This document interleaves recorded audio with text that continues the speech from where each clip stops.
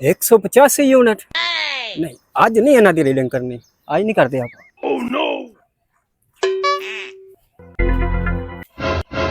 आज करना चेक 195 नहीं आज भी नहीं करने आज भी नहीं करने आज रीडिंग करिए है इन्हां दी 200 ओए अल्लाह दा नाम ही 201 हो जा 201 हो जा 200 नाल गल नहीं बनदी अल्लाह दा वास्ता ही ओ कोई शायद चला लो भाई तुहानू भी अल्लाह दा नाम जी कोई शायद चला लो आज मैं भी 201 होणगे तो रीडिंग करके जावांगा बैठा मैं भी ओ भाई कोई शायद चला लो अल्लाह दा नाम जे चला लो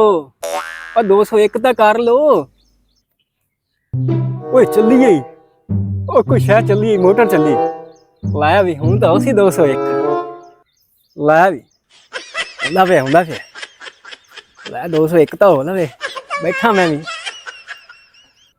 हूं तो हो गया होएगा ला गया भाई हो गया ना 201 ला आ वही थी रीडिंग हूं बन गई गल है ओ भाई ओ गल सुन हाँ जी भाई जी पूरे आओ गल सुनो ओए मीटर दी रीडिंग तुसी करदे जे हाँ जी हाँ जी मैं ही करके जाना जी ओए तुहानू जरा शर्म ते हया नहीं आंदा और तुहानू खुदा दा कोई खौफ नहीं ओ गरीबां दा क्यों लोग चूसदे जे और जिन्नी तेरी लंघ गई है ते जिन्नी तेरी आने वाली सारी ते लानत है।